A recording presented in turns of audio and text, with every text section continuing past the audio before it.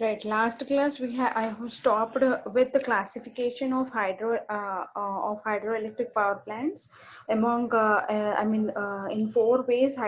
Based on four parameters, hydroelectric power plants are classified. Okay. Among that, the first one is based on hydraulic considerations. Okay. The first based on hydraulic considerations, whatever we have classified is runoff river power plant with pondage and without pondage. With pondage means there is an opportunity to store water even during rainy season, or even during during summer season, whenever the water level in the river is low. Then also, as the water, as we have an option of storage of water, then we can generate electricity. Why? Because we have an option of storing water. Whereas for reservoir power plants, separately a reservoir will be constructed. This is power plants with huge water reservoir. Water can be stored effectively and flow can be regulated. More power can be generated. Okay, as the water, as how much ever water you want, based on the reservoir's capacity, you can store the water up to maximum level. As the water which is stored is up to maximum level, then definitely more amount of power will be generated. Majority of power plants are of this type. Okay, reservoir power plants only we have. Natural reservoirs are rarely available. Okay, artificial reservoirs, we need to construct artificial reservoirs. So majority of power plants are of a reservoir type of power plants. It can be used on any portion of curve. Okay, right. During any season, we can use this type of reservoirs. These reservoir power plants, they are more reliable. Why? Because we can depend upon them, as water storage is in our hands. So definitely we can tell that it is more reliable system. Whereas runoff river without pondage means it is totally dependent on the flow of water in the river. If suppose the water is not there, or water is not flowing in the river, then definitely we can't generate electricity here, as water is already stored. Okay, based on as water is already stored, and based on our load demands, or based on the requirement of the load, we can generate electricity as accordingly. So definitely, if more amount of load demand is there, or if load demand is more, definitely you can increase the generation. If load demand is less, you can decrease the generation. So we can definitely call reservoir power plants as more consider reservoir power plants as more reliable. Right. Next is coming to Tungabhadra dam and reservoir. Okay, the slide whichever it is showing is related to Tungabhadra dam and reservoir. Okay, so dam, you are having the gates of the dam, and at the back of the dam you are having a reservoir where you are trying to store water. Okay, right. Coming to the next, pumped storage plants. Coming to pumped storage plants, let us discuss about pumped storage plants. Suddenly supply sudden peak load for short duration. Okay, pumped storage means a supply sudden peak load for short duration, works in parallel with thermal power plant. Water is stored in tail race and pumped back to head pond during offload, increases the efficiency of thermal power plant. Right. What happens to this is pumped. What is pumped storage power plant means? Whatever the water which is stored in reservoir, usually what it happens, water will be collected into catchment area, then it will be passed to the reservoir. From reservoir, water will be passed to the turbine, and electricity will be generated. After the water, after doing its useful work, that is, after reaching the turbine, the water should come out. Okay, it should leave from the draft tube, and it should reach the tail pond or tail race. Okay, till here the story of a normal hydroelectric power plant, whatever I have taught in my last class, ends. But what is happening is, till the end point, at the end point, the water at tail pond or tail race, usually it is of no use, or it should be supplied to nearby farms or fields.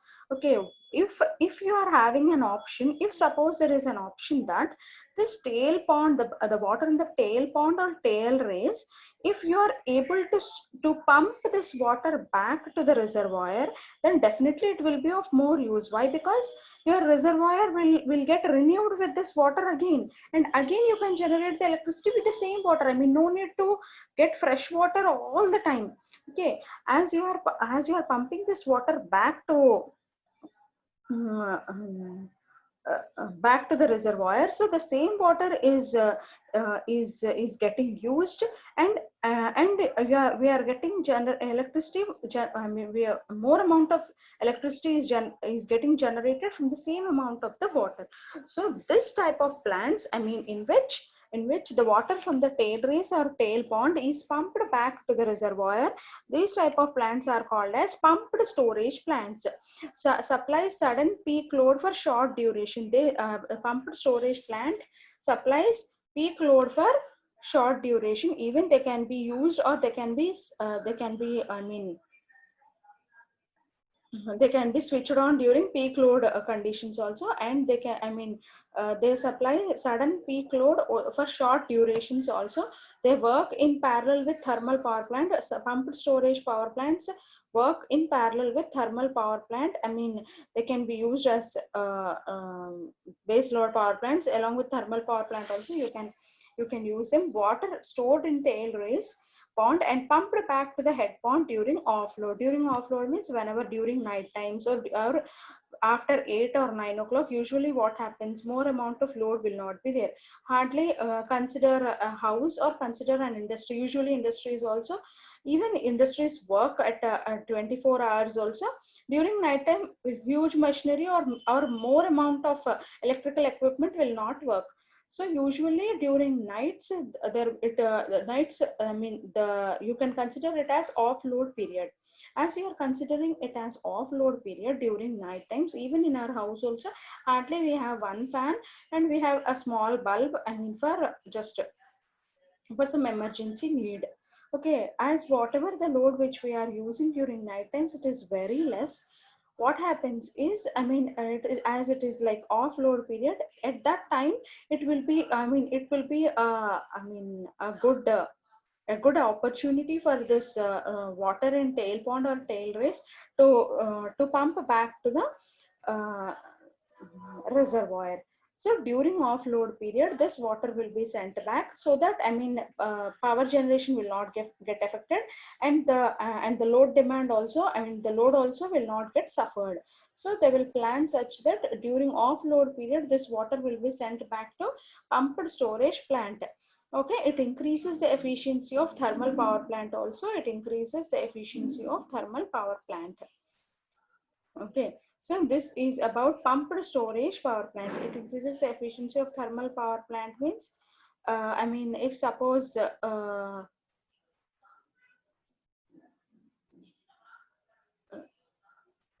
this water, I mean, whatever the water which is there in tail pond or tail race, even you can even supply that pond to a thermal power plant. If suppose a thermal power plant is nearby, then definitely you can supply that water also. So as you are getting water easily and freely, that also will help in increasing the efficiency of thermal power plant. Right, next, this is about your pumped storage power plant.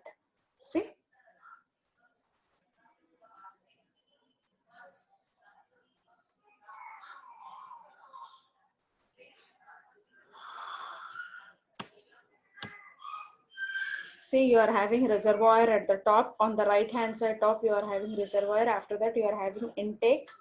Okay, and from intake again the water is getting discharged. At bottom you are having power plant chamber, and again the water is getting discharged to tail pond or tail race. Okay, right, and you are from transformer vault, I mean, you are increasing the, I mean, you are stepping up the voltage, and you are and you are transmitting the electrical energy to long over distances. Right, next is pumped storage operation. Right, pumped storage operation, they have shown here, they have explained in detail. At night, when the customer demand for energy, at night when the Customer demand for energy is more. At night, when the customer demand for energy is low, water is pumped to a storage pool above the dam. Right, when the demand for energy is high, a heavy load is placed on the system.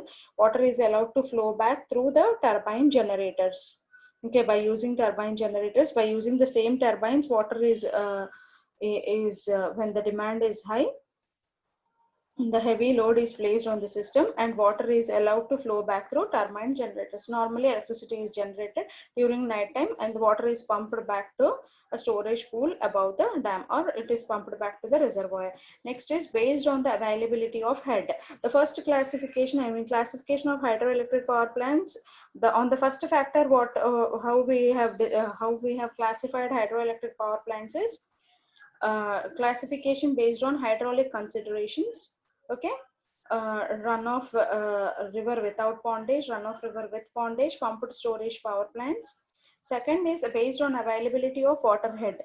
Okay, water head means at what height the water is available to us. If they are low head hydroelectric power plants, medium head hydroelectric power plants, and they are you also have high head hydroelectric power plants also. So let us discuss about availability of water head.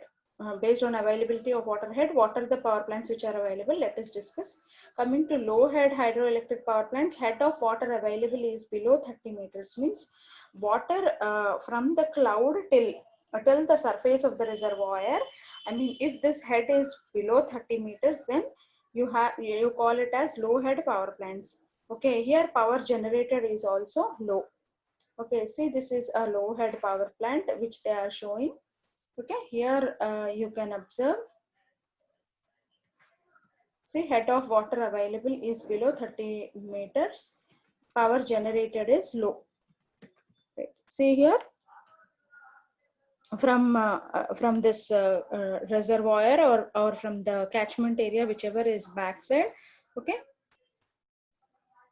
okay, water is allowed to come down. Okay, if whatever the height of the water which is available, as it is less than 30 meters, then it is called as low head power plant. Medium head power plant, head of water available is 30 meters to 300 meters.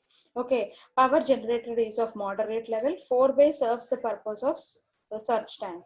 Okay, surge tank is usually there for high head power plants. Why? Because if the head of the power plant, I mean the water, if the water which is available to the surface of a reservoir, if the head, the distance between that, if it is more, then what happens is more amount of pressure will be there might be chance of generation of there might be chance of more pressure variations in your penstock. So in order to regulate the pressure on your penstock, definitely surge tank will be placed in front of the penstock. Here, coming to the medium head power plants, here 4-bay means a junction, or 4-bay, it is like an interconnection between your reservoir and dam. Directly from dam to reservoir, they are not giving direct connection. Okay, they are giving reservoir to dam connection with the help of a 4-bay. 4-bay serves the purpose of surge tank. 4-bay will help us serve the purpose of surge tank. So units, total capacity is 360 megawatt, height is 70 meters.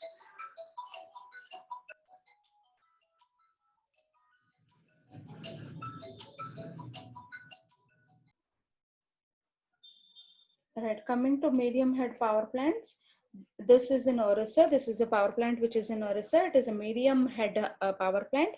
The whatever the distance between uh, the the water which is falling from the cloud and this reservoir, it will be from 30 to 300 meters, I think. Yeah, if it is in between 30 to 300 meters, okay, then it is considered as a medium head power plant.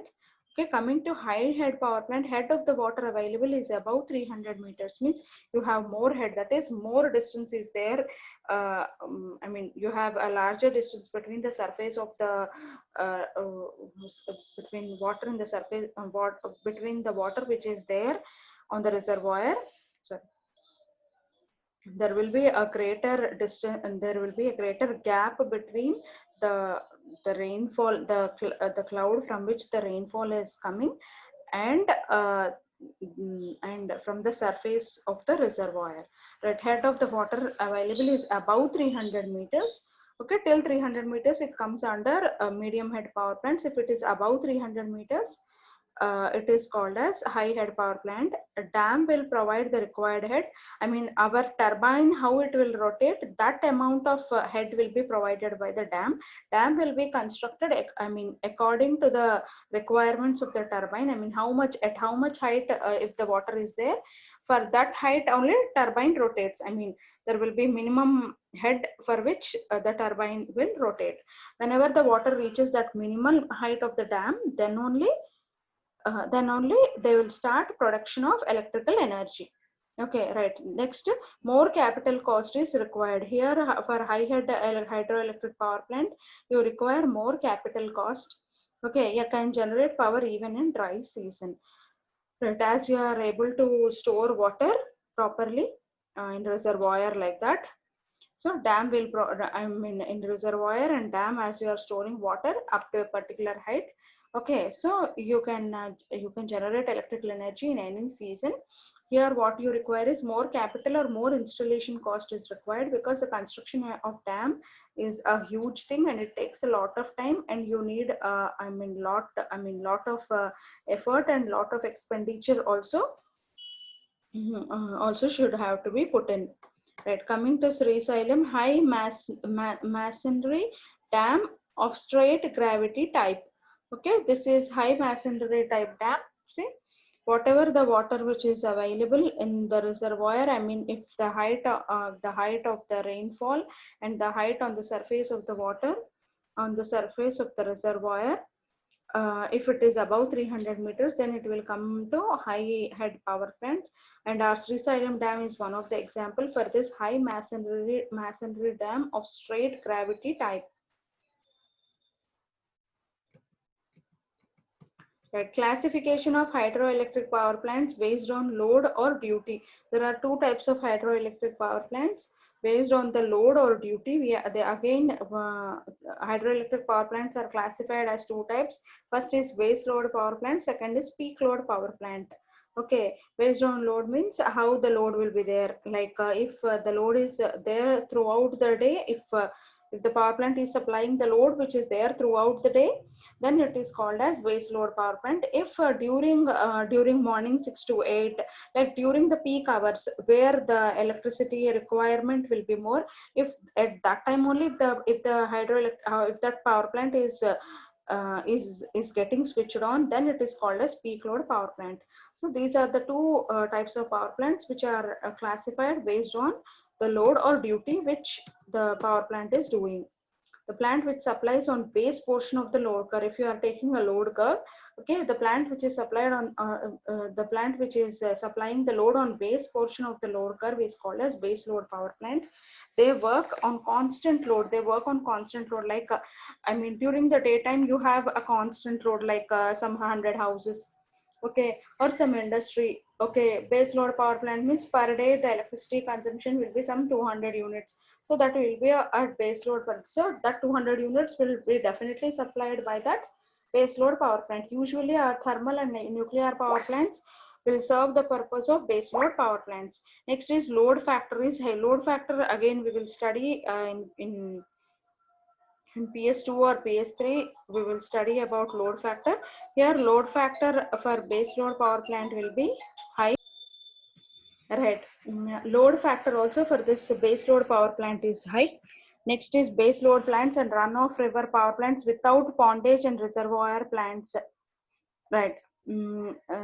base what are base load power plants are run of river power plants without pondage and reservoir power plants. These will work as base load power plants.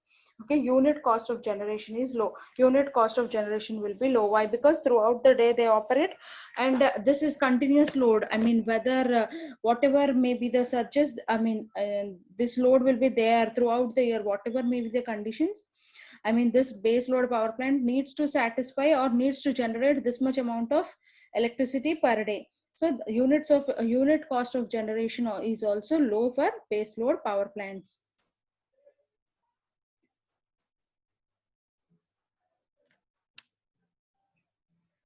Right. Next is coming as load curve. Okay, load curve, they are plotting between power and time. Okay, as I have told that on load curve, I mean the base portion or the constant portion of the load curve. See, the constant portion you are having till that lines part only, the portion is common, is constant or common. So that portion or that part is called as base load power plant. Above that, whatever the surges, or above that whatever the I mean twisting curve you have, that is related to peak load. Okay, so in this load curve, the constant part or the base load part only is supplied by your base load power plant.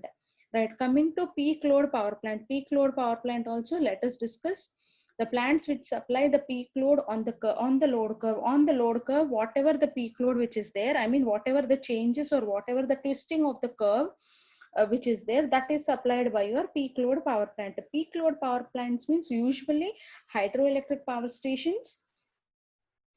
Next, gas and diesel power stations usually come under the category of peak load power stations. Why? Because why they come under the category of peak load power plants means whenever the load requirement changes, or during evening hours or during morning hours, or I mean there might be some important days, like where some shopping malls or uh, some important functions or festivals will be celebrated. So based on that requirements, peak load peak load changes based on our requirements, based on the special things whichever happen, or during morning 6 to 8 or 6 to 10, or evening 6 to 8, maximum all the houses, or maximum all the places you need I mean every place you need electricity. I mean consumption of electrical energy will be more during this periods. So these hours are also called as peak hours. During this peak hours, our base load power plant will not be designed to satisfy the load requirements of peak hours also. So especially peak load power plants will be switched on only at that respective times, so that they can satisfy the peak load. Right. So peak load power plants and runoff river power plants with pondage and pumped storage power plants. Okay, what are peak load power plants? Means they are runoff river plants with pondage. With pondage means with the ability to store. Usually runoff river plants with pondage will serve both as base and peak load. Okay, but here they have written in the category of peak load power plants, and pumped storage power plants also will work as peak load power plants. Why? Because during the off period they again pump the water from tail pond or tail race to reservoir. So these both will suit for for working as peak load power plants. Here load factor is low, whereas for base load power plant, peak load factor is high. Here for peak load power plant, load factor is low. Next is unit cost is high. Okay, here unit cost will be high. Why? Because we are only making the power plant, or we are only bringing the power plant into operation only for some hours. For that hours only we are trying to utilize that input, or whatever diesel or gas power plants whatever are there, that amount of diesel or that gas you are using only for some fraction of time only. So definitely whatever the electricity there generated will be unit I mean whatever the price at which the unit cost will be there, it will be definitely high. Unit cost for a peak load power plant is high.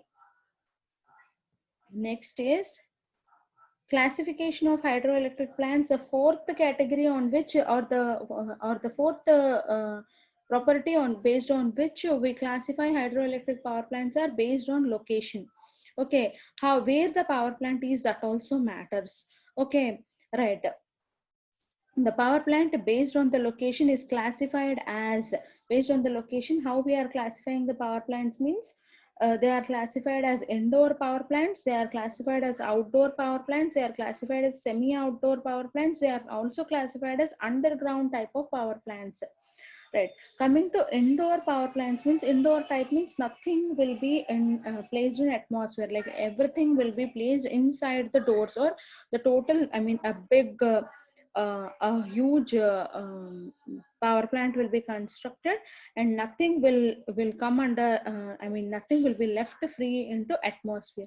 So Sealeru powerhouse will come under the category of indoor power plant. Outdoor means, if you are trying to build a power plant, I mean outside, I mean in the atmosphere, or if it is I mean during rain, or during any during sunlight, if they are able to able to reach the parts of the power plant, then it will come in the category of outdoor type of power plant. Semi outdoor means some important parts of the power plant will be enclosed in one area, and the remaining will be left in air, or remaining will be left under atmospheric conditions. Next is underground type of power plant. Underground type of power plants means totally the power plant is constructed inside the earth. Okay, the example of underground type of power plant is Sri Salem Left Bank Powerhouse. Right, here Sri Salem Left Bank Powerhouse is will come under the category of underground type of power plant. So based on the location, I mean if you are placing indoors, or if you are placing outdoors, if you are placing a part inside and outside, or if you are or if the power plant is totally underground type. So based on location also, your hydroelectric power plants are classified into 4 types. Okay, till now what all we have discussed, I will just give a review or summary. Initially we have started with hydroelectric power stations. The basic thing with which I have started hydroelectric power stations is which energy is converted into which energy, and how this is done. Okay, I mean, what is the working principle of hydroelectric power plant? And next, coming to the block diagram or layout of hydroelectric power plant, what are the components which are involved in hydroelectric power station? Okay, I mean, what all components are involved, and as what all components are involved in hydroelectric power station.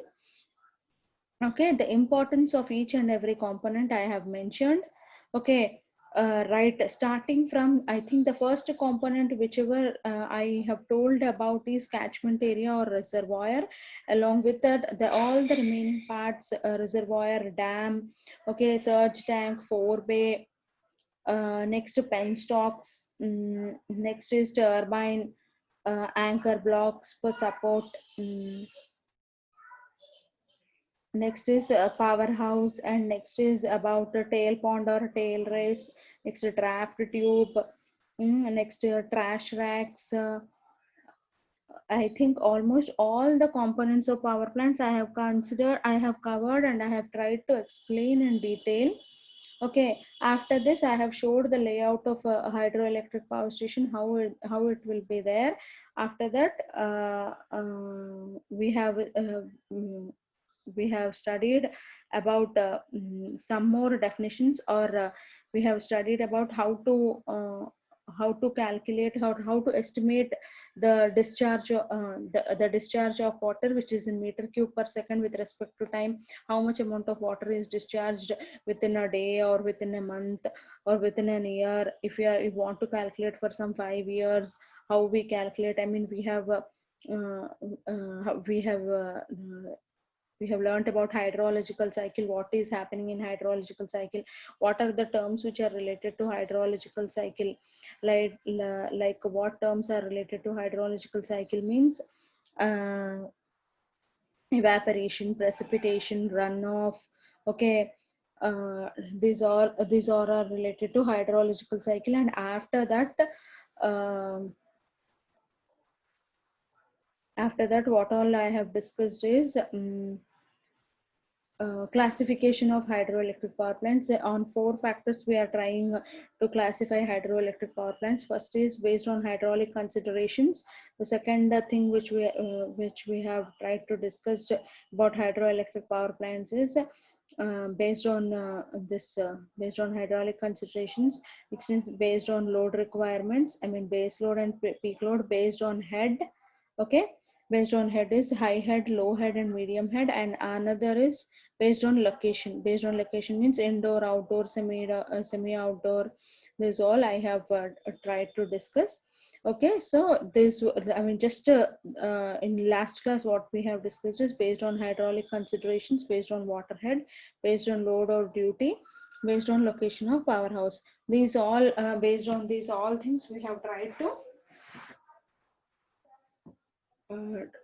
we have tried to discuss. Right. With this, all the topics or all the parts which are related to hydroelectric power station will get completed. Right. As from starting in power systems, I have started with the basics of power systems. Next, we have gone to renewable energy sources like solar energy, wind energy, tidal energy, geothermal energy, biomass energy. Okay, after covering all this, we have studied about thermal power plants. Okay, after thermal power plants we have studied about hydroelectric power plants. Okay, and after I mean we have discussed in detail about the thermal and hydroelectric power plants, what all the factors are affecting them. Okay, how they are constructed and what are the merits and what are the demerits, what are the components of each power plant, of thermal power plant. I mean, what are the components which are affecting efficiency, how efficiency is getting how efficiency we are calculating. So what is the reason for less efficiency of thermal power station. Okay, next we have come to hydroelectric power station. Even we have compared thermal and hydroelectric power stations, which is better over what. Okay, right. Why in thermal power plants, why efficiency is very less, whereas in hydroelectric power plants you have efficiency a bit more only, or efficiency is high. And what is initial cost or what is fixed cost, what is running cost. For thermal power plant, fixed cost and running cost, fixed cost is a bit less only, whereas fixed cost is also there, running cost is also there. Okay, whereas in the hydroelectric power station you are not having running cost, you are only having fixed cost, but it is very high. Okay, like construction of thermal power plant also takes a bit time, but it can be done. But it can be done, but we require a skilled labor for operation of thermal power plant.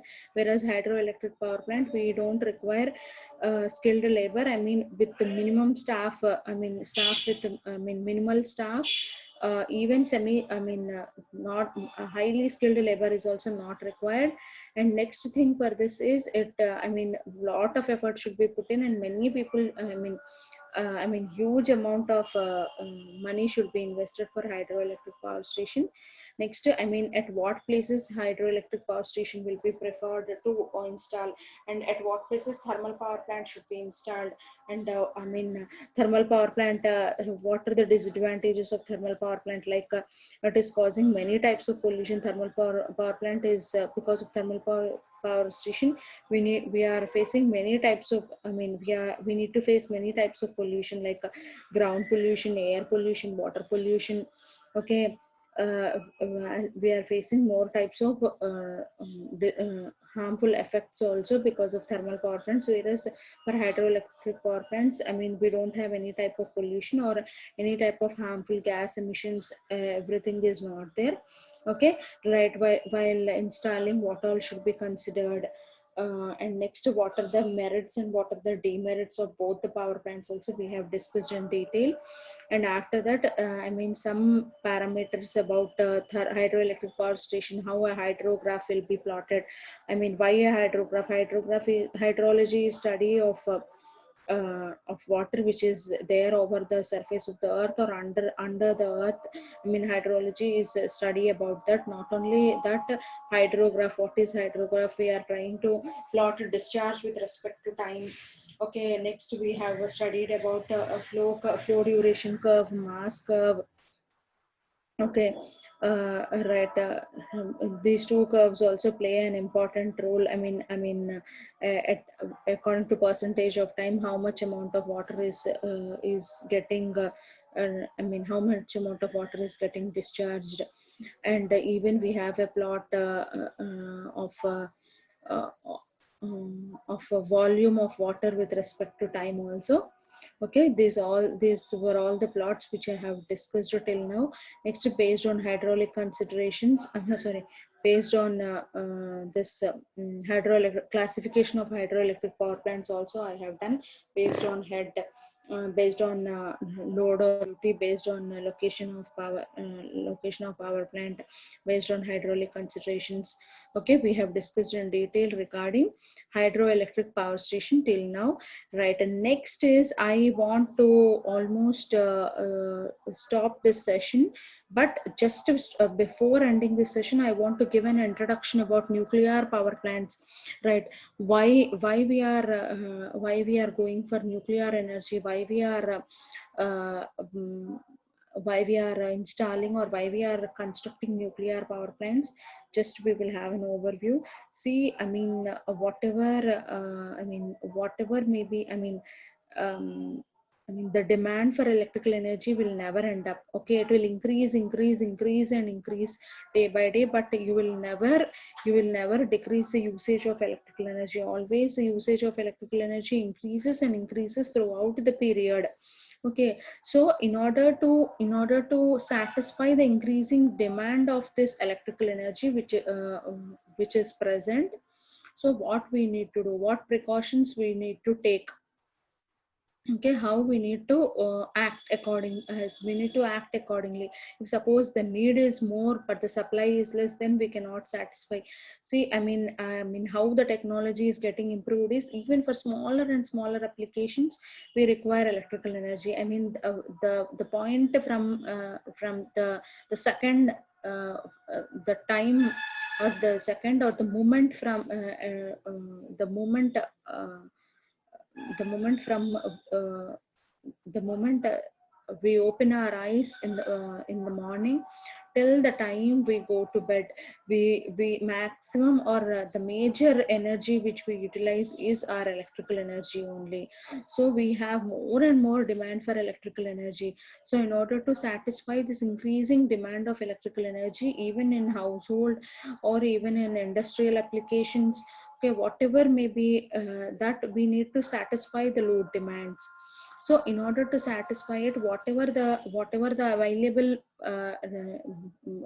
available methods or available ways in which electrical energy is generated, we need to investigate and we need to study. Okay, and uh, we need to develop different methods in which we can generate electrical energy easily, so that we can satisfy our load demands. Till now we have studied about renewable, thermal and hydroelectric. Now, how nuclear energy plays an important role. See, coming to our fossil fuels, there are we have a fossil fuel reserves which are sufficient till now. Which are sufficient even for some years, but I think they may not be sufficient throughout the period. There are chances that they might get exhausted.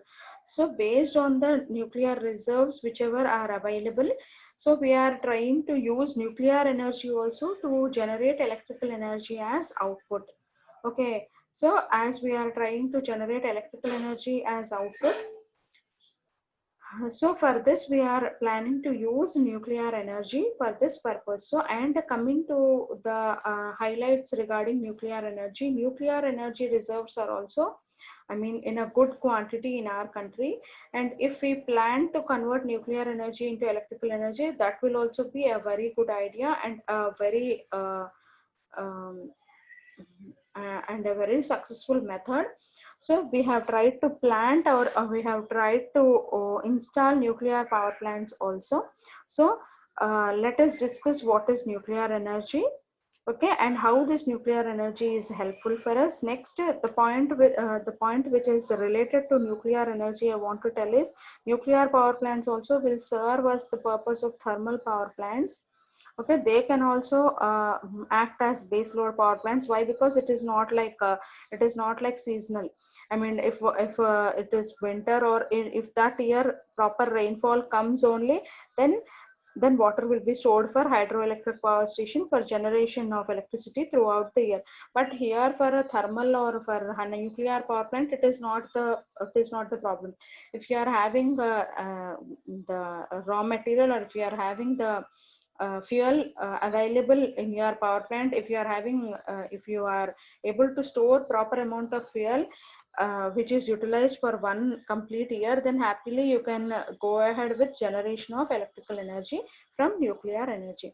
Okay, just we will discuss about some few basics of nuclear power plant. Okay. Okay, I think one more a small topic is also remained in hydroelectric power plant. Just I will read it out, so that in this class or in next class I'll go ahead with nuclear power plant. So need for preventive maintenance schedules of hydroelectric power plant. See, what is preventive maintenance means? Preventive maintenance is like before occurring of some problem, if you are able to find out, or if you are able to if you are able to rectify it, then it will be good. I mean, suppose a major fault occurs, or if suppose something before spoiling, that only if we are able to rectify the problem, then definitely it will be a better option for us. So preventive maintenance main purpose is to minimize breakdown and excessive depreciation of the equipment. So breakdown and depreciation of the equipment will be minimized by preventive maintenance. Okay, preventive maintenance means, I mean, like if we put some time slots and we try to maintain that equipment, so then what happens is, within that time slot, even if it gets damaged a bit, if we are able to maintain it properly, it will work for some more time. Okay, it will minimize the breakdown and excessive depreciation. Even excessive depreciation also can be avoided by preventive maintenance. Next, power system components such as turbines, alternators, transformers, switch gears can be kept in top condition by careful preventive maintenance. By preventive maintenance, you can keep the condition of turbines, alternators, transformers, switch gears in an excellent condition. Right. Next is preventive maintenance is based on scheduled inspections of plant and requirement. Okay, I mean, we need to inspect the equipment and the plant properly. I mean, we need to put some time slots, some for every 15 days, or for some every monthly maintenance, or quarterly maintenance, or half yearly maintenance, or yearly annual maintenance, or yearly maintenance. Next, preventive maintenance of hydroelectric power plants is based on the type and nature of the power plant. Right. What is preventive maintenance of hydroelectric power plants? How it is done means, it is based on type and nature of the power plant. I mean, which type of power plant is there? What is the nature of the power plant? Okay, based on the two things also, your preventive maintenance depends. The nature of the power plant and type of the power plant. If it is outdoor or indoor, or if it is thermal, hydroelectric. Thermal means definitely you will have lot of wastage.